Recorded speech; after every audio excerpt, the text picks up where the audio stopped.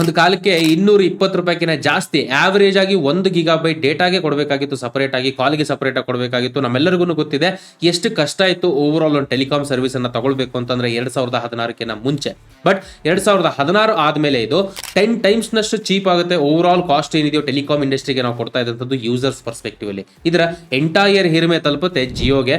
But ಇದು ಒಂದ್ ಕಡೆ ಅಂದ್ರೆ ಈಗ ಯೂಸರ್ಸ್ ಪರ್ಸ್ಪೆಕ್ಟಿವ್ ಅಲ್ಲಿ ಅಂತ ನೋಡೋದಾದ್ರೆ ನಮ್ಮೆಲ್ಲರಿಗೂ ಒಳ್ಳೆ ವಿಷಯ ಆಗಿತ್ತು. ಅನ್ಲಿಮಿಟೆಡ್ ಕಾಲ್ ಸರ್ವಿಸಸ್ಗಳು ಎಲ್ಲ ಬೆನಿಫಿಷಿಯಲ್ ಪಾಯಿಂಟ್ಸ್ ಗಳು ಯೂಸರ್ಸ್ ಪರ್ಸ್ಪೆಕ್ಟಿವ್ ಅಲ್ಲಿ ಅಂತ ಹೇಳೋದಾದ್ರೆ, ಬಿಸ್ನೆಸ್ ಪರ್ಸ್ಪೆಕ್ಟಿವ್ ಟೆಲಿಕಾಂ ಇಂಡಸ್ಟ್ರಿಗೆ ಇದೊಂಥರ ನರಕ ಅಂತ ಹೇಳಿದ್ರೆ ತಪ್ಪಾಗಲ್ಲ. ಬೇರೆ ಪ್ಲೇಯರ್ಸ್ ಗಳು ಇನ್ಫ್ಯಾಕ್ಟ್ 2016ರಲ್ಲಿ 8ಕ್ಕಿಂತ ಜಾಸ್ತಿ ಪ್ಲೇಯರ್ಸ್ ಗಳು ಈ ಟೆಲಿಕಾಂ ಇಂಡಸ್ಟ್ರಿಲಿ ಇದ್ರು.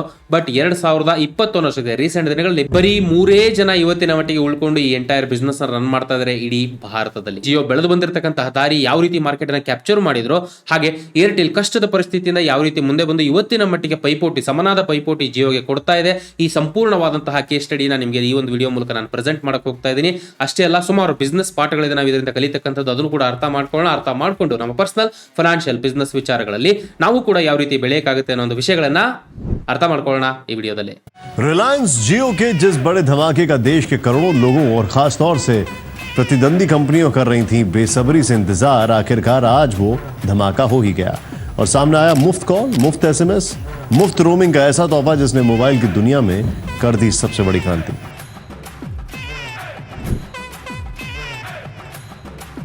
ಈ ಜಿಯೋ ಏರ್ಟೆಲ್ ಯುದ್ಧದ ಸಿಚುವೇಶನ್ ಸ್ಟಾರ್ಟ್ ಆಗ್ತಕ್ಕಂಥದ್ದು 5 ಸೆಪ್ಟೆಂಬರ್ 2016 ರಾತ್ರಿ ಮುಖೇಶ್ ಅಂಬಾನಿಯವರು ಬಂದು ಇನ್ಮೇಲಿಂದ ಟೆಲಿಕಾಂ ಇಂಡಸ್ಟ್ರಿಯಲ್ಲಿ ಒನ್ ಆಫ್ ದ ರೆವಲ್ಯೂಷನ್ ನಾವು ತರ್ತೀವಿ, ಫ್ರೀ ಇಂಟರ್ನೆಟ್, ಫ್ರೀ ಕಾಲ್ಸ್ಗಳು, ಅನ್ಲಿಮಿಟೆಡ್ ಕಾಲ್ಸ್ಗಳನ್ನ ತಗೊಳ್ಳಿ, 1 ವರ್ಷಕ್ಕೆ ಯೂಸ್ ಮಾಡಬಹುದು ಅಂತ ಹೇಳಿದ ತಕ್ಷಣ ಕ್ಯೂ ಅಲ್ಲಿ ನಿಂತ್ಕೊಂಡು ಜನಗಳು ಸಿಮ್ ಅನ್ನ ತಗೊಳ್ಳಿಕ್ಕೆ ಸ್ಟಾರ್ಟ್ ಮಾಡ್ತಾರೆ ಜಿಯೋದು. Within no time, just within 1 or 2 year ಒಳಗಡೆ ಸಿಗ್ನಿಫಿಕೆಂಟ್ ಮಾರ್ಕೆಟ್ ಶೇರ್ ನ ಜಿಯೋ ತನ್ನದಾಗಿಸಿಕೊಳ್ಳುತ್ತೆ. 2016ರಲ್ಲಿ 0ದಿಂದ ಸ್ಟಾರ್ಟ್ ಆದಂತಹ ಇವರ ಸರ್ವಿಸ್ 2018 ಅನ್ನೋಷ್ಟೊತ್ತಿಗೆ 19.6% ನಷ್ಟು ಮಾರ್ಕೆಟ್ ಶೇರ್ ನ ಎಂಟೈರ್ ಇಂಡಿಯನ್ ಟೆಲಿಕಾಂ ಇಂಡಸ್ಟ್ರಿಯಲ್ಲಿ ಜಿಯೋ ತನ್ನದಾಗಿಸಿಕೊಳ್ಳುತ್ತೆ. 2018ರಷ್ಟೊತ್ತಿಗೆ ಎಲ್ಲಾ ಟೆಲಿಕಾಂ ಪ್ಲೇಯರ್ಸ್ ಗಳು ಯಾರಿದ್ರು, ಬೇರೆ ಬೇರೆ ಪ್ಲೇಯರ್ಸ್ ಗಳೆಲ್ಲ ಹೆದರ್ಕೊಳ್ಳಕ್ ಸ್ಟಾರ್ಟ್ ಮಾಡ್ತಾರೆ. ಅಷ್ಟೇ ಅಲ್ಲ, ವಿತಿನ್ 2 ಇಯರ್ಸ್ ಒಳಗಡೆ ಮೆಜಾರಿಟಿ ಆಫ್ ದ ಒಂದು ಪ್ಲೇಯರ್ಸ್ ಗಳು ಏನಿದ್ರು 2016ರಲ್ಲಿ 8 ಜನಕ್ಕಿಂತ ಜಾಸ್ತಿ ಪ್ಲೇಯರ್ಸ್ ಗಳು, ಟೆಲಿಕಾಂ ಸರ್ವಿಸ್ ಪ್ರೊವೈಡರ್ಸ್ ಗಳು ಇದ್ರು ಈ ಇಂಡಸ್ಟ್ರಿಯಲ್ಲಿ.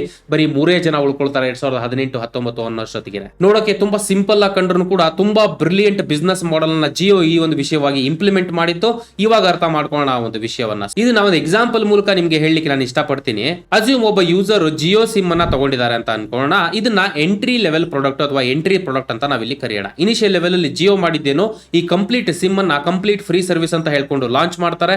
ಸೊ 1 ವರ್ಷಕ್ಕೆ ಅನ್ಲಿಮಿಟೆಡ್ ಇಂಟರ್ನೆಟ್ ಹಾಗೆ ಅನ್ಲಿಮಿಟೆಡ್ ಕಾಲ್ಸ್ ಗಳನ್ನ ಮಾಡಬಹುದು ಅನ್ನೋ ಒಂದು ಅವಕಾಶವನ್ನು ಕೊಟ್ಟಿದ ತಕ್ಷಣ ಹೊಸ ವಿಷಯ ಇದು. ಇಂಡಿಯನ್ಸ್ ಗಳಿಗೆ ಒಪ್ಕೊಳ್ಳೋಕು, ನಮಗೆ ಇದನ್ನ ಅರಗಿಸ್ಕೊಳ್ಳೋಕು ಹೊತ್ತಿನ ಮಟ್ಟಿಗೆ ಆಗ್ತಾ ಇರಲ್ಲ. ಬಟ್ ಸ್ಟಿಲ್ ಜಿಯೋ ಈ ಸಿಮ್ ಅನ್ನ ಲಾಂಚ್ ಮಾಡುತ್ತೆ. ಬರೀ ಸಿಮ್ ನಷ್ಟೇ ಕೊಟ್ಟಿರಲಿಲ್ಲ ಇವರು, ಸಿಮ್ಮಿನ ಜೊತೆಗೆ ಬೇರೆ ಸರ್ವಿಸಸ್ ಗಳನ್ನು ಕೂಡ ಈ ಸಮಯದಲ್ಲಿ ಇಂಟ್ರೊಡ್ಯೂಸ್ ಮಾಡ್ತಾರೆ. ಲೈಕ್ ಜಿಯೋ ಸಾವನ್ ಇರಬಹುದು, ಹಾಗೆ ಜಿಯೋ ಟಿವಿ ಇರಬಹುದು. ಈ ರೀತಿಯಂತ ಎಷ್ಟೋ ಅಪ್ಲಿಕೇಶನ್ ಗಳನ್ನ ಡೆವಲಪ್ ಮಾಡ್ಬಿಟ್ಟು ಒಂದು ಕಂಪ್ಲೀಟ್ ಎಕೋ ಸಿಸ್ಟಮ್ ಅನ್ನ ಇವರು ಡಿಸೈನ್ ಮಾಡ್ತಾರೆ. ಈ ಪ್ರಾಡಕ್ಟ್ಸ್ ಗಳು ಏನಿದೆಯೋ ರಿಟೈನರ್ಸ್ ಗಳಾಗಿ ಕೆಲಸ ಮಾಡಕ್ ಸ್ಟಾರ್ಟ್ ಮಾಡುತ್ತೆ ಎಂಟೈರ್ ಸಿಸ್ಟಮ್ ಅಲ್ಲಿ. ಯೂಸರ್ಸ್ ಗಳು ಏನೂ ಎಫರ್ಟ್ ಇಲ್ಲದೇನೆ ಸಿಸ್ಟಮ್ ಗೆ ಎಂಟ್ರಿ ಆಗ್ತಾರೆ. ಸಿಮ್ ಅನ್ನ ಫ್ರೀ ಆಗಿ ತಗೊಳ್ಳೋದ್ರ ಮೂಲಕ ಸಿಗ್ನಿಫಿಕೆಂಟ್ ಮಾರ್ಕೆಟ್ ಶೇರ್ ನ ಜಿಯೋ ತಂದಾಗಿಸ್ಕೊಳ್ತು. ಅಷ್ಟೇ ಅಲ್ಲ, ಈ ಒಂದು ಸಿಚುವೇಶನ್ ಅಲ್ಲಿ ಇವರು ಬೇರೆ ಬೇರೆ ಆಪ್ಸ್ ಗಳನ್ನ ಹಾಗೆ ಸರ್ವಿಸಸ್ ಗಳನ್ನ ಅಲಾಂಗ್ ವಿತ್ ಸಿಮ್ ಕೊಡೋದ್ರ ಮೂಲಕ ಇರ್ತಕ್ಕಂಥ ಕಸ್ಟಮರ್ಸ್ ಗಳನ್ನ ಯಾರು ಆಲ್ರೆಡಿ ಎಂಟ್ರಿ ಆಗಿರ್ತಾರೋ ಅವ್ರನ್ನ ಉಳಿಸ್ಕೊಳ್ತಕ್ಕಂಥ ಕೆಲಸವನ್ನ ಸೆಕೆಂಡ್ ಸ್ಟೇಜ್ ಅಲ್ಲಿ ಮಾಡ್ತಾರೆ. ಸೊ ಈ 2ನೇ ಸ್ಟೇಜ್ ಅಲ್ಲಿ ಬರ್ತಕ್ಕಂತಹ ಪ್ರಾಡಕ್ಟ್ಸ್ ಗಳು ಏನಿದೆಯೋ ಅಥವಾ ಓವರ್ ಆಲ್ ಈ ಒಂದು ಸಿಸ್ಟಮ್ಸ್ ಅನ್ನ ನಾವು ರಿಟೈನರ್ಸ್ ಗಳಂತ ಹೇಳ್ಬೋದು. ಸೊ ರಿಟೈನರ್ಸ್ ಪ್ರಾಡಕ್ಟ್ಸ್ ಗಳ ಮೂಲಕ ಕಂಪ್ಲೀಟ್ ಆಗಿ ಬಂದಿರತಕ್ಕಂಥ ಯೂಸರ್ಸ್ ಏನಿದ್ರು ಇನಿಷಿಯಲ್ ಲೆವೆಲ್ ಅಲ್ಲಿ ಆನ್ ಬೋರ್ಡ್ ಆಗಿರ್ತಕ್ಕಂಥ ಯೂಸರ್ಸ್ ಗಳನ್ನ ಅದೇ ರೀತಿ ಹಿಡಿದಿಟ್ಕೊಳ್ತಕ್ಕಂಥ ಕೆಲಸವನ್ನ ಈ ರಿಟೈನರ್ಸ್ ಗಳು ಮಾಡುತ್ತೆ. ಸೊ ಒಂದ್ಸತಿ ಈ ಪರ್ಸನ್ ಜಿಯೋ ಸಿಮ್ ತಗೊಂಡಾದ್ಮೇಲೆ ಈ ಆಪ್ಸ್ ಗಳನ್ನೆಲ್ಲ ಯೂಸ್ ಮಾಡಕ್ ಸ್ಟಾರ್ಟ್ ಮಾಡ್ತಾರೆ. ಯೂಸ್ ಮಾಡಾದ್ಮೇಲೆ ಸ್ಲೋಲಿ ಹ್ಯಾಬಿಟ್ ಅಲ್ಲಿ ಚೇಂಜ್ ಆಗಿ ಸ್ಟಾರ್ಟ್ ಆಗುತ್ತೆ, ಅಥವಾ ಸ್ಲೋ ಆಗಿ ಹ್ಯಾಬಿಚುವಲ್ ಆಗ್ಬಿಡ್ತೀವಿ ನಾವು, ಅಭ್ಯಾಸ ಬಿದ್ಬಿಡುತ್ತೆ ನಮಗೆ. ಆ ಅಪ್ಲಿಕೇಶನ್ಸ್ ಗಳನ್ನ ಯೂಸ್ ಮಾಡದೆ ಹೋದ್ರೆ ನಮಗೆ ಬೇರೆ ರೀತಿಯಾದಂತಹ ಅವಕಾಶಗಳೇ ಇರಲ್ಲ, ಅಥವಾ ಅಷ್ಟು ಈಸಿಯಾಗಿ ನಾವು ಬೇರೆ ಕಡೆಗೆ ಶಿಫ್ಟ್ ಆಗ್ತಕ್ಕಂತಹ ಚಾನ್ಸಸ್ ಗಳು ಬಹಳ ಕಡಿಮೆ ಇರುತ್ತೆ. ಸೊ ಇಲ್ಲೇ ಈ ಒಂದು ಪರ್ಟಿಕ್ಯುಲರ್ ರಿಟೈನರ್ ಪ್ರಾಡಕ್ಟ್ಸ್ ಗಳನ್ನ ಯೂಸ್ ಮಾಡ್ಕೊಳ್ಳೋದ್ರ ಮೂಲಕ ಈ ರೀತಿಯಂತ ಬಿಸ್ನೆಸ್ ಗಳು ಬಂದಿರತಕ್ಕಂಥ ಯೂಸರ್ ಅನ್ನ ಅದೇ ರೀತಿ ಹಿಡಿದಿಟ್ಕೊಳ್ಳುತ್ತೆ. ಯಾವಾಗೆಲ್ಲ ಈ ರೀತಿಯಂತ ಸಿಸ್ಟಮ್ ಡೆವಲಪ್ ಆಗುತ್ತೋ ಬಂದಿರತಕ್ಕಂತಹ ಯೂಸರ್ ಇಂದಾನೆ ಕಂಟಿನ್ಯೂಸ್ ಆಗಿ ರೆವಿನ್ಯೂನ ಅಥವಾ ಲಾಭವನ್ನ ಗಳಿಸ್ತಕ್ಕಂತಹ ಚಾನ್ಸ್ ಕಂಪನಿಗೆ ಜಾಸ್ತಿ ಆಗುತ್ತೆ. ಇದಾದ್ಮೇಲೆ ಬರ್ತಕ್ಕಂತಹ 3ನೇ ಸ್ಟೇಜ್ ಏನಿದೆಯೋ ಈ ಬಿಸ್ನೆಸ್ ಮಾಡೆಲ್ ಅದನ್ನೇ ಸೆಲ್ಲಿಂಗ್ ಸ್ಟೇಜ್ ಅಂತ ಹೇಳ್ಬೋದು. ಮಾಡ್ಬೋದು. ಈ ಪರ್ಟಿಕ್ಯುಲರ್ ಸ್ಟೇಜ್ ಅಲ್ಲಿ ಎರಡು ರೀತಿಯಾಗಿ ಕಂಪನಿಗಳು ಸೆಲ್ ಮಾಡುತ್ತೆ. ಒಂದು ಪ್ರಾಡಕ್ಟ್ ನ ಡೈರೆಕ್ಟ್ ಆಗಿ, ಈಗ ಫಾರ್ ಎಕ್ಸಾಂಪಲ್ ಸಿಮ್ಮಿನ ಕೇಸ್ ಅಂತ ಹೇಳೋದಾದ್ರೆ ರೀಚಾರ್ಜ್ ಮಾಡೋದಕ್ಕೋಸ್ಕರ ಚಾರ್ಜ್ ಮಾಡಬಹುದು, ಅಥವಾ 4G ವೋಚರ್ ಟ್ಯಾಪ್ ಅಪ್ ಗಳಿಗೋಸ್ಕರ ಇವರು ರೀಚಾರ್ಜ್ ಮಾಡಿಸ್ಕೊಳ್ಳೋದಾಗಿರ್ಬೋದು. ಒಂದಲ್ಲ ಒಂದು ಕಡೆಯಿಂದ ಸರ್ವಿಸಸ್ಗೆ ಡೈರೆಕ್ಟ್ ಆಗಿ ಚಾರ್ಜ್ ಮಾಡ್ತಾರೆ ಅಥವಾ ಪ್ರಾಡಕ್ಟ್ ಗಳಿಗೆ ಚಾರ್ಜ್ ಮಾಡ್ತಾರೆ. ಅಥವಾ ಇನ್ನೊಂದು ಕಡೆಗೆ ಹೊಸ ರೀತಿಯಾದಂತಹ ಬಿಸ್ನೆಸ್ ಮಾಡೆಲ್ ಇದೆ. ಈ ಒಂದು ನೀವು ಫ್ರೀ ಆಗಿ ಯೂಸ್ ಮಾಡ್ತಿದ್ರು ಕೂಡ, ಈಗ ಸಿಮ್ ಇದೆ, ಸಿಮ್ ನ ಯೂಸ್ ಮಾಡ್ಕೊಂಡು ನೀವು ಜಿಯೋ ಸಾವನ್ ಯೂಸ್ ಮಾಡ್ತಿದ್ದೀರಾ ಅಥವಾ ಜಿಯೋ ಲೈವ್ ಟಿವಿನ ಯೂಸ್ ಮಾಡ್ತಾ ಇದ್ದೀರಾ ಅಂತ ಅಂದ್ರೆ ಆ ರೀತಿಯಾದಂತಹ ವಿಷಯದಲ್ಲಿ ಇನ್ ಬಿಟ್ವೀನ್ ಆಡ್ಸ್ ಗಳು ಬಂದು ಹೋಗುತ್ತಲ್ಲ, ಅದು ಹೊಸದಾಗಿ ಇಂಟಿಗ್ರೇಟ್ ಮಾಡ್ತಾ ಇರತಕ್ಕಂಥ ಬಿಸ್ನೆಸ್ ಮಾಡೆಲ್ಸ್ ಗಳು ಅಂತ ಹೇಳ್ಬೋದು ಇತ್ತೀಚಿನ ಬಿಸ್ನೆಸ್ ಗಳಲ್ಲಿ.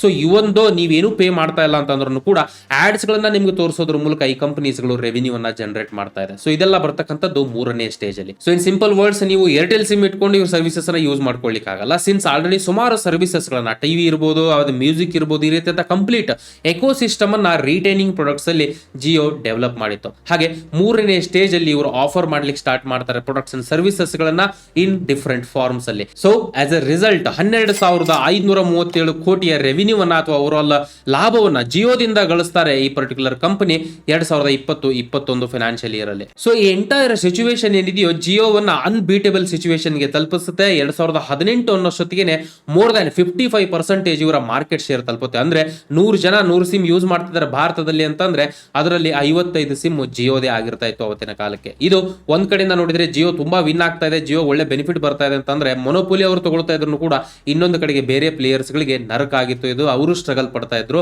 ಅದರಲ್ಲಿ ಸುಮಾರು ಪ್ಲೇಯರ್ಸ್ ಗಳು ಕದಾ ಮುಚ್ಕೊಂಡೇ ಹೋಗ್ಬಿಟ್ರು ಬಿಡಿ, ಅದು ಬೇರೆ ಪ್ರಶ್ನೆ. ಬಟ್ ಏರ್ಟೆಲ್ ಹಾಗೆ ವೋಡಾಫೋನ್ ಮಾತ್ರ ಇವತ್ತಿನ ಮಟ್ಟಿಗೆ ಬಿಸ್ನೆಸ್ ಅಲ್ಲಿ ಉಳ್ಕೊಂಡಿರೋದು. ಎಸ್ಪೆಷಲಿ ಏರ್ಟೆಲ್ ಏನಿದೆಯೋ, ಏರ್ಟೆಲ್ ಬಹಳ ಸ್ಮಾರ್ಟ್ ಮೂವ್ ಅನ್ನ ತಗೊಳುತ್ತೆ 2019ರಲ್ಲಿ. ಸೊ ನೀವು ನೋಡ್ತಾ ಇರಬಹುದು ಡೇಟಾವನ್ನ. 2018ರಲ್ಲಿ ನೆಗೆಟಿವ್ ಗ್ರೋತ್ ಅನ್ನ ಕಂಡಿತ್ತು ಏರ್ಟೆಲ್. ನೀವು ಗಮನಿಸ್ತಾ ಇರಬಹುದು -5.2% ನಷ್ಟು ನೆಗೆಟಿವ್ ರೆವಿನ್ಯೂ ಗ್ರೋತ್ ಏರ್ಟೆಲ್ ಕಂಡಿತ್ತು 2018ರಲ್ಲಿ. ಬಟ್ 2019ರಲ್ಲಿ ಆಲ್ ಆಫ್ ಅ ಸಡನ್ ಇದು ಪಾಸಿಟಿವ್ ಆಗುತ್ತೆ 9.6% ನಷ್ಟು. ವೆರಿನ್ ಜಿಯೋ ಬಂದು 34.5% ನಷ್ಟು ರೆವಿನ್ಯೂ ಗ್ರೋತ್ ಅನ್ನ ಇದೇ ವರ್ಷದಲ್ಲೇ ಕಂಡಿತ್ತು. ಸೊ ಇಂಟ್ರೆಸ್ಟಿಂಗ್ ಪಾಯಿಂಟ್ ನೀವು ಇಲ್ಲಿ ಗಮನಿಸಬಹುದು, 2020ರಲ್ಲಿ 23.9% ಗೆ ರೆವಿನ್ಯೂ ಗ್ರೋತ್ ಆಗುತ್ತೆ. ನೆಗೆಟಿವ್ ಇದ್ದಂಥದ್ದು ಪಾಸಿಟಿವ್ 23.9%. ಹಾಗೆ ಜಿಯೋದು ಗಮನಿಸಬಹುದು ನೀವು 25.2%. ಆಲ್ಮೋಸ್ಟ್ ಸಮನಾದ ಪೈಪೋಟಿಯನ್ನ ಏರ್ಟೆಲ್ ರೆವಿನ್ಯೂಸ್ ಅಲ್ಲಿ ಕೊಡ್ಲಿಕ್ಕೆ ಸ್ಟಾರ್ಟ್ ಮಾಡುತ್ತೆ 2020 ಅನ್ನೋಷ್ಟೊತ್ತಿಗೆ. ಸೊ ಇವಾಗ ಹುಡ್ತಕ್ಕಂತಹ ಕ್ರಿಟಿಕಲ್ ಪ್ರಶ್ನೆ ಏನಪ್ಪಾ ಅಂತಂದ್ರೆ, ಎಲ್ಲಾ ಪ್ಲೇಯರ್ಸ್ ಗಳು ಸ್ಟ್ರಗಲ್ ಪಡ್ತಾ ಇದ್ರೆ ಏರ್ಟೆಲ್ ಮಾತ್ರ ಕಂಪನಿಗೆ ಸಮನಾದ ಪೈಪೋಟಿಯನ್ನ ರೆವಿನ್ಯೂಸ್ ಗಳಲ್ಲಿ ಲಾಭದಲ್ಲಿ ಕೊಡ್ಲಿಕ್ಕೆ ಸ್ಟಾರ್ಟ್ ಮಾಡುತ್ತೆ ಜಸ್ಟ್ 2 ವರ್ಷದಲ್ಲಿ. 2019ರಲ್ಲಿ 2 ಇಂಪಾರ್ಟೆಂಟ್ ಮೂವ್ಸ್ ಗಳನ್ನ ತಗೊಳ್ತಾರೆ ಏರ್ಟೆಲ್. ಒಂದು ಟ್ಯಾರಿಫ್ ಗಳನ್ನ, ಅಂದ್ರೆ ಇರ್ತಕ್ಕಂತಹ ಏನ್ ಚಾರ್ಜಸ್ ಗಳು ಚಾರ್ಜ್ ಮಾಡ್ತಾ ಇದ್ರು, ಐಡಿಯಲಿ ಏರ್ಟೆಲ್ ಸ್ವಲ್ಪ ಜಾಸ್ತಿ ಚಾರ್ಜ್ ಮಾಡ್ತಾ ಇದ್ರು ಅವತ್ತಿನ ಕಾಲಕ್ಕೆ, ನಾವೆಲ್ಲರಿಗೂ ಗೊತ್ತಿರೋದೆ. ಸೊ ಆ ಚಾರ್ಜಸ್ ಗಳನ್ನ ಕಡಿಮೆ ಮಾಡ್ತಾರೆ. ಹಾಗೆ ಜಿಯೋ ಯಾವ ರೀತಿ ಸರ್ವಿಸ್ ಅನ್ನ ಪ್ರೊವೈಡ್ ಮಾಡ್ತಾ ಇದೋ ಅದೇ ರೀತಿಯಾದಂತಹ ಕಾಸ್ಟ್ ಎಫೆಕ್ಟಿವ್ ಸರ್ವಿಸಸ್ ಗಳನ್ನ ಏರ್ಟೆಲ್ ಅಳವಡಿಸಿಕೊಳ್ಳುತ್ತೆ. ಇದ್ರ ಮೂಲಕ ಇಮಿಡಿಯೇಟ್ ಲಾಸ್ ಏರ್ಟೆಲ್ ಆಗುತ್ತೆ, ಬಟ್ ಇದರ ಲಾಭ ಅವ್ರಿಗೆ ನೆಕ್ಸ್ಟ್ ಲೆವೆಲ್ ಆಗುತ್ತೆ. ಸೊ ಇದು ಒಂದೇ ಪಾಯಿಂಟ್ ಅಲ್ಲ, ಎರಡನೆಯ ಬ್ರಿಲಿಯಂಟ್ ಮೂವ್ ಇದೆ ಅಲ್ವಾ, ಅದೇ ಇವತ್ತಿನ ಕಾಲಕ್ಕೆ ಏರ್ಟೆಲ್ ಅನ್ನ ನೆಕ್ಸ್ಟ್ ಲೆವೆಲ್ ಗೆ ಮೂವ್ ಮಾಡಿರ್ತಕ್ಕಂಥದ್ದು. September 11, 2019 high speed fibre net ಅನ್ನ ಇಂಟ್ರೊಡ್ಯೂಸ್ ಮಾಡ್ತಾರೆ ಏರ್ಟೆಲ್. ಸೊ ಇಲ್ಲಿ ನಾವು ಕ್ರಿಟಿಕಲ್ ಆಗಿ ಅರ್ಥ ಮಾಡ್ಕೋಬೇಕಾಗಿರೋ ವಿಷಯ ಏನಪ್ಪಾ ಅಂತಂದ್ರೆ, ಜಿಯೋ ಆಲ್ರೆಡಿ ಮನೆಗೂ ತಲುಪಿಟ್ಟಿತ್ತು ಅವತ್ತಿನ ಕಾಲಕ್ಕೆ 2018ರಲ್ಲಿ. ಹಾಗೆ ಆಲ್ಮೋಸ್ಟ್ ರಫ್ಲಿ 50% ಗಿನ ಮಾರ್ಕೆಟ್ ಶೇರ್ ನ ಹೊಂದಿತ್ತು ಅಂತ ಕೂಡ ನಾನು ಹೇಳಿದೆ. ಸೊ ಈ ರೀತಿಯಂತ ಸಂದರ್ಭದಲ್ಲಿ ಡೈರೆಕ್ಟ್ ಸಿಮ್ಮಿನ ಮೂಲಕನೇ ಪೈಪೋಟಿ ಕೊಡಬೇಕು ಅಂತಂದ್ರೆ ಬಹಳ ಕಷ್ಟ ಆಗೋದು ಏರ್ಟೆಲ್ಗೆ. ಸೊ ಹಾಗಾಗಿ ಹೈ ಸ್ಪೀಡ್ ಫೈಬರ್ ನೆಟ್ ಅನ್ನ ಇಂಟ್ರೊಡ್ಯೂಸ್ ಮಾಡುತ್ತೆ 2019ರಲ್ಲಿ. ತುಂಬಾ ಕ್ರಿಟಿಕಲ್ ಮೂವ್ ಅಂತ ಹೇಳ್ಬೋದು ಇದು. ಇವೊಂದು ಜಿಯೋ ಅನ್ನ ಯೂಸ್ ಮಾಡ್ತಾ ಇದ್ರು ಸಿಮ್ಮಿನ ಮೂಲಕ ಜನಗಳು ಫೈಬರ್ ನೆಟ್ ನ ವಿಷಯ ಬಂದಾಗ ಏರ್ಟೆಲ್ ಅನ್ನ ಪ್ರಿಫರ್ ಮಾಡ್ಲಿಕ್ಕೆ ಸ್ಟಾರ್ಟ್ ಮಾಡ್ತಾರೆ. ಬಿಕಾಸ್ ಒಂದು ಬ್ರಾಂಡ್ ಪ್ರೆಸೆನ್ಸ್ ಆಲ್ರೆಡಿ ಏರ್ಟೆಲ್ ಇತ್ತು, ಎರಡನೇದ್ದು ಕಾಸ್ಟ್ ವೈಸ್ ಅಫೋರ್ಡಬಲ್ ಕಾಸ್ಟ್ ಅಲ್ಲಿ ಹೈ ಸ್ಪೀಡ್ ಇಂಟರ್ನೆಟ್ ಅನ್ನ ಇವರು ಪ್ರೊವೈಡ್ ಮಾಡ್ತಾ ಇದ್ರು, ಮೂರನೇದ್ದು ಕ್ವಾಲಿಟಿ. ಸೊ ಈ ಮೂರು ವಿಷಯಗಳನ್ನ ಮೇನ್ ಆಧಾರ ಮಾಡ್ಕೊಂಡಂತಹ ಏರ್ಟೆಲ್ ಸಿಮ್ ಅನ್ನ ಜಾಸ್ತಿ ಕಾನ್ಸಂಟ್ರೇಷನ್ ಮಾಡದೆ ಓವರ್ ಆಲ್ ಫೈಬರ್ ನೆಟ್ ಅನ್ನ ಮಾರ್ಕೆಟ್ ಮಾಡ್ಲಿಕ್ಕೆ ಸ್ಟಾರ್ಟ್ ಮಾಡುತ್ತೆ 2019ರಲ್ಲಿ. ಸೊ ಇದ್ರ ಮೂಲಕ ಜಿಯೋದ ಎಂಟೈರ್ ಎಕೋ ಸಿಸ್ಟಮ್ ಅಲ್ಲಿ ಏರ್ಟೆಲ್ ಹೆಜ್ಜೆ ಇಡುತ್ತೆ ಸ್ಲೋ ಆಗಿ 2019ರಲ್ಲಿ. Then comes the biggest step ಅಂತ ಹೇಳ್ಬೋದು 2020 ಕೋವಿಡ್ ಸಿಚುವೇಶನ್. ಲಾಕ್ ಡೌನ್ಸ್ ಗಳು ಅನೌನ್ಸ್ ಆಗುತ್ತೆ, ಜನಗಳಿಗೆ work from home culture introduce ಆಗುತ್ತೆ, ಜನಗಳಿಗೆ ಹೈ ಸ್ಪೀಡ್ ಇಂಟರ್ನೆಟ್ ಅವಶ್ಯಕತೆ ಅವತ್ತಿನ ಕಾಲಕ್ಕಿತ್ತು. ಈ ರೀತಿಯಂತಹ ಸಂದರ್ಭದಲ್ಲಿ ಏರ್ಟೆಲ್ ಅವರಿಗೆ ಆನ್ಸರ್ ಆಗಿತ್ತು. ಇದಷ್ಟೇ ಅಲ್ಲ, ಸ್ಲೋ ಆಗಿ ತಮ್ಮ ಸಿಮ್ಮಿನ ಒಂದು ಎನ್ವೈರನ್ಮೆಂಟ್ ಏನಿದೆ, ಸಿಮ್ಮಿನ ಎಕೋ ಸಿಸ್ಟಮ್ ಅನ್ನು ಕೂಡ ಸ್ಲೋ ಆಗಿ ಇಂಟ್ರೊಡ್ಯೂಸ್ ಮಾಡ್ಲಿಕ್ಕೆ ಸ್ಟಾರ್ಟ್ ಮಾಡ್ತಾರೆ. ಫ್ಯಾಮಿಲಿ ಆಫರಿಂಗ್ ಕೊಡೋದಿರಬಹುದು ಅಥವಾ ಓವರ್ ಆಲ್ ಒಂದು ಅಫೋರ್ಡಬಲ್ ಕಾಸ್ಟ್ ಅನ್ನ ಕೊಡ್ತಕ್ಕಂತಹ ವಿಷಯಗಳನ್ನ ಇಂಪ್ಲಿಮೆಂಟ್ ಮಾಡೋದ್ರ ಮೂಲಕ ಏರ್ಟೆಲ್ ಮನೆ ಮಾತಾಗುತ್ತೆ 2020ರಲ್ಲಿ. ಸೊ ಆಸ್ ಅ ರಿಸಲ್ಟ್ 2019ರಲ್ಲಿ ಬರೀ 20.63% ನಷ್ಟು ಮಾರ್ಕೆಟ್ ಶೇರ್ ನ ಏರ್ಟೆಲ್ ಹೊಂದಿತ್ತು. ಹಾಗೆ 56.69% ನಷ್ಟು ಮಾರ್ಕೆಟ್ ಶೇರ್ ನ ಜಿಯೋ ಹೊಂದಿತ್ತು. ಅದೇ 2022 ಫೆಬ್ರವರಿ ಪ್ರಕಾರ, ರೀಸೆಂಟ್ ಡೇಟಾ ಪ್ರಕಾರ ಅಂತ ಹೇಳೋದಾದ್ರೆ ಏರ್ಟೆಲ್ 32% ನಷ್ಟು ಮಾರ್ಕೆಟ್ ಶೇರ್ ನ ತಲುಪಿದೆ ಎಂಟೈರ್ ಇಂಡಸ್ಟ್ರಿಯಲ್ಲಿ.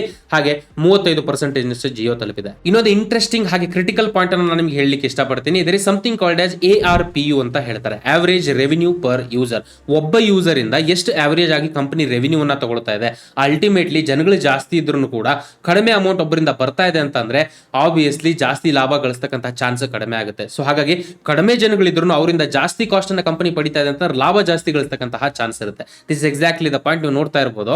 ಮಾರ್ಚ್ 2020 ಏರ್ಟೆಲ್ ₹154 ಅಷ್ಟು ARPU ನ ಹೊಂದಿರುತ್ತೆ. ಜಿಯೋ ಬರೀ 130. ಅಂದ್ರೆ ಕಂಪೇರಿಂಗ್ ಟು ಏರ್ಟೆಲ್, ಜಿಯೋ ಕಡಿಮೆ ARPU ನ ಹೊಂದಿದೆ. ವೋಡಾಫೋನ್ ಐಡಿಯಾ ₹121 ಅಷ್ಟು ARPU ನ ಹೊಂದಿರುತ್ತೆ. ಎರಡು ರೀತಿಯಾದಂತಹ ಕೆಟಗರಿ ಆಫ್ ಕಸ್ಟಮರ್ಸ್ ಗಳು ಇರ್ತಾರೆ ಇಡೀ ಇಂಡಿಯಾದಲ್ಲಿ ಅಂತ ನೋಡೋದಾದ್ರೆ, ಅಥವಾ ಓವರ್ ಆಲ್ ಜನರಿಕ್ ಆಗಿ ಅಂತ ನೋಡೋದಾದ್ರೆ. ಒಂದು ಕಾಸ್ಟ್ ಸೆನ್ಸಿಟಿವ್, ಸೊ ಬೆಲೆಗೆ ಜಾಸ್ತಿ ಒತ್ತು ಕೊಡ್ತಕ್ಕಂತಹ ಜನಗಳು. ಎರಡನೆಯ ಜನಗಳು ಬಂದು ಸರ್ವಿಸ್ಗೆ ಅಥವಾ ಕ್ವಾಲಿಟಿಗೆ ಜಾಸ್ತಿ ಒತ್ತು ಕೊಡ್ತಕ್ಕಂತಹ ಅಥವಾ ಕಂಫರ್ಟ್ ಸೆನ್ಸಿಟಿವ್ ಜನಗಳು ಅಂತ ಹೇಳ್ತಾರೆ. ಸೊ ಕಂಫರ್ಟ್ ಸೆನ್ಸಿಟಿವ್ ಜಾಸ್ತಿ ಪ್ರೀಮಿಯಂ ಸಬ್ಸ್ಕ್ರೈಬರ್ಸ್ ಗಳು ಅಂತ ನಾವು ಹೇಳ್ಬೋದು ಎರಡನೇ ರೀತಿಯಾದಂತಹ ಕೆಟಗರಿಯನ್ನ. ಆ ರೀತಿಯಂತಹ ಪ್ರೀಮಿಯಂ ಕೆಟಗರಿ ಆಫ್ ಜನಗಳನ್ನ ಏರ್ಟೆಲ್ ಆಲ್ರೆಡಿ ಹೊಂದಿದೆ. One of the biggest point ಅಂತ ಹೇಳ್ಬೋದು ಇದು. ಈ ಒಂದೋ ಜನಗಳು ಕಡಿಮೆ ಇದ್ರು ಕೂಡ ಅದೇ ಸೇಮ್ ಜನಗಳಿಂದ ಜಾಸ್ತಿ ಲಾಭವನ್ನು ತಗೊಳ್ತಕ್ಕಂತಹ ಚಾನ್ಸ್ ಏರ್ಟೆಲ್ಗೆ ಜಾಸ್ತಿ ಇದೆ. ಸೊ ಏರ್ಟೆಲ್ ಗೆದ್ದಿದ್ದ, ಜಿಯೋ ಗೆದ್ದಿದ್ದ ಅಂತ ಹೇಳೋದಾದ್ರೆ it's very simple. Users perspective ಅಲ್ಲಿ ಅಂದ್ರೆ ಎಷ್ಟು ಜನಗಳಿದ್ದಾರೆ ಸರ್ವಿಸ್ ಅಲ್ಲಿ ಅಂತ ಹೇಳೋದಾದ್ರೆ Jio is the clear winner. But service quality of the users ಹಾಗೆ ARPU ಪ್ರಕಾರ ಅಂತ ಹೇಳೋದಾದ್ರೆ Airtel is the clear winner ಅಂತ ನಾವಿಲ್ಲಿ ಹೇಳ್ಬೋದು. ಬಿಸ್ನೆಸ್ ಅಲ್ಲಿ ಸೆಲ್ಲಿಂಗ್ ಅನ್ನೋದು ತುಂಬಾ ಇಂಪಾರ್ಟೆಂಟ್ ಪಾತ್ರವನ್ನ ವಹಿಸುತ್ತೆ. ಸೊ ಅದೇ ಉದ್ದೇಶವಾಗಿ ಕುಕು FM ಅಲ್ಲಿ ಅವೈಲೇಬಲ್ ಇರತಕ್ಕಂತಹ the science of selling. Ultimately selling ಮಾಡ್ಲಿಕ್ಕೆ ಯಾವ್ಯಾವ ವಿಧಗಳಿದೆ, ಯಾವ ರೀತಿಯಾಗಿ ನಮ್ಮ ಪ್ರಾಡಕ್ಟ್ಸ್ ಅನ್ನ ಎಫೆಕ್ಟಿವ್ ಆಗಿ ಎಂಡ್ ಯೂಸರ್ ತಲುಪಿಸಬಹುದು ಅಂತ ಹೇಳ್ಕೊಂಡು ಕನ್ನಡದಲ್ಲಿ ಅದ್ಭುತವಾಗಿ ಎಕ್ಸ್ಪ್ಲೇನ್ ಮಾಡಿರ್ತಕ್ಕಂತಹ ಪುಸ್ತಕದ ಸಮರಿ ಕುಕು FM ಅಲ್ಲಿ ಅವೈಲೇಬಲ್ ಇರುತ್ತೆ. ಇದೇ ರೀತಿಯಾದಂತಹ ಎಷ್ಟೋ ಕಂಟೆಂಟ್ಸ್ ಗಳು, ರಫ್ಲಿ 10,000 ಗಂಟೆಗಳಿಗಿಂತ ಜಾಸ್ತಿ ಕಂಟೆಂಟ್ಸ್ ಗಳು ಕುಕು FM ಅಲ್ಲಿ ಕೇಳಲಿಕ್ಕೆ ಲಭ್ಯ ಇರುತ್ತೆ. ಇವತ್ತಿನ ಮಟ್ಟಿಗೆ one of the biggest audio library platform ಆಗಿರುತ್ತೆ ಕುಕು FM ಇಡೀ ಭಾರತದಲ್ಲಿ. ಸೊ ನಾರ್ಮಲ್ ಸಬ್ಸ್ಕ್ರಿಪ್ಷನ್ ₹399 ಆಗುತ್ತೆ ನೀವು ತಗೊಳ್ಬೇಕು ಅಂತಂದ್ರೆ ವರ್ಷಕ್ಕೆ. ಬಟ್ ನನ್ನ ಸಬ್ಸ್ಕ್ರೈಬರ್ಸ್ ಗಳಿಗೋಸ್ಕರ ₹199 ಫ್ಲಾಟ್ 50% ಆಫರ್ ಅನ್ನ ಕೊಟ್ಟಿದ್ದಾರೆ ಕುಕು FM ಕಡೆಯಿಂದ. ನಟರಾಜ್ 50 ಅನ್ನೋ ಕೂಪನ್ ಕೋಡ್ ಅನ್ನ ಅಥವಾ ನಾನು ಡಿಸ್ಕ್ರಿಪ್ಷನ್ ಅಲ್ಲಿ ಕೊಟ್ಟಿರತಕ್ಕಂಥ ಲಿಂಕ್ ಅನ್ನ ಉಪಯೋಗಿಸಿಕೊಳ್ಳೋದ್ರ ಮೂಲಕ ಈ ಆಫರ್ ನ ನಿಮ್ದಾಗಿಸ್ಕೊಳ್ಬಹುದಾಗಿರುತ್ತೆ. ವೆಲ್, ಇವಾಗ ವಿಡಿಯೋದ ಕೊನೆಯ ಭಾಗ, ಇನ್ಫ್ಯಾಕ್ಟ್ ಕ್ರಿಟಿಕಲ್ ಭಾಗ. ಈ ಎಂಟೈರ್ ಕೇಸ್ ಸ್ಟಡಿಯಿಂದ ನಾವು ಕಲಿಬೇಕಾಗಿರ್ತಕ್ಕಂಥ ಪಾಯಿಂಟ್ಸ್ ಗಳೇನಪ್ಪ? ನಂಬರ್ 1, ಕ್ಲಾರಿಟಿ ಈಸ್ ಪವರ್ ಅಂತ ಹೇಳ್ಬೋದು. ಬಿಕಾಸ್ ಜಿಯೋ ಇನಿಷಿಯಲ್ ನೋಡಿದಾಗ ಜನಗಳು ಇವರೇನು ತಲೆಗಿಲಿ ಕೆಟ್ಟಿದೆಯಪ್ಪ, ಇವರಿಗೆ ಇಷ್ಟೊಂದೆಲ್ಲ ಖರ್ಚು ಮಾಡ್ತಿದಾರಲ್ಲ, ಫ್ರೀಯಾಗಿ ಇಷ್ಟೊಂದು ಸರ್ವಿಸ್ ಕೊಡ್ತಾ ಇದಾರಲ್ಲ ಅಂತ ಇವನ್ ನಾವು ಯೋಚನೆ ಮಾಡಿರ್ತಕ್ಕಂಥದ್ದು ಉಂಟು. ಬಟ್ ಅದೇ ಪರ್ಟಿಕ್ಯುಲರ್ ಸರ್ವಿಸ್ ಇವತ್ತಿನ ಮಟ್ಟಿಗೆ ಹ್ಯೂಜ್ ಪ್ರಾಫಿಟ್ಸ್ ಗಳನ್ನ ಈ ಕಂಪನಿಗೆ ತಂದು ಕೊಡ್ತಾ ಇದೆ. The reason is very simple. ಮುಂಚೆ ಅಂದ್ರೆ ಏನು ಅವ್ರು ಆಫರ್ ಮಾಡ್ತಾ ಇದ್ರು, ಇವೊಂದು ಅವ್ರಿಗೆ ಲಾಸ್ ಆಗ್ತಾ ಇದೆ ಅಂತ ಗೊತ್ತಿದ್ರು ಕೂಡ ಅವ್ರು ಏನಕ್ಕೆ ಲಾಸ್ ತಗೊಳ್ತಾ ಇದಾರೆ ಅನ್ನೋ ಒಂದು ಕ್ಲಾರಿಟಿ ಅವ್ರಿಗಿತ್ತು. At the same time business ecosystem ಅನ್ನ ಕಂಪ್ಲೀಟ್ ಆಗಿ ಆಫರ್ ಮಾಡಬೇಕು ಅನ್ನೋ ಒಂದು ಕ್ಲಾರಿಟಿ ಇಟ್ಕೊಂಡೇನೆ ಈ ಬಿಸ್ನೆಸ್ ಗೆ ಎಂಟ್ರಿ ಆಗಿರೋದೇ ಅವರಿಗೆ one of the biggest point ಆಗಿತ್ತು. ಇದ್ರ ಮೂಲಕ ಜಿಯೋ ಇವತ್ತಿನ ಮಟ್ಟಿಗೆ ಈ ಎಂಟೈರ್ ಇಂಡಸ್ಟ್ರಿಯಲ್ಲಿ ವಿನ್ ಆಗ್ತಾ ಇದೆ ಅಂತ ಹೇಳಿದ್ರೆ ತಪ್ಪಾಗಲ್ಲ. ಇನ್ನೊಂದು ಕಡೆಗೆ ಏರ್ಟೆಲ್ ಇಂದ ನಾವು ಕಲಿಬೇಕಾಗಿರ್ತಕ್ಕಂತಹ ಪಾಯಿಂಟ್ ಪ್ರಾಬ್ಲಮ್, ಆಪರ್ಚುನಿಟಿ ಎರಡೂ ಇರುತ್ತೆ. ಯಾವುದೇ ಒಂದು ಸಿಚುವೇಶನ್ ಅಲ್ಲಿ ನಮ್ಮ ದೃಷ್ಟಿಕೋನ ಯಾವ ಕಡೆಗಿದೆಪ್ಪ, ಪ್ರಾಬ್ಲಮ್ ಕಡೆಗೆ ಜಾಸ್ತಿ ನಾವು ಫೋಕಸ್ ಮಾಡ್ತಿದೀವಿ ಅಂತಂದ್ರೆ ಆ ಪ್ರಾಬ್ಲಮ್ ಇನ್ನೂ ದೊಡ್ಡದಾಗ್ತಕ್ಕಂತಹ ಸಾಧ್ಯತೆಗಳಿರುತ್ತೆ.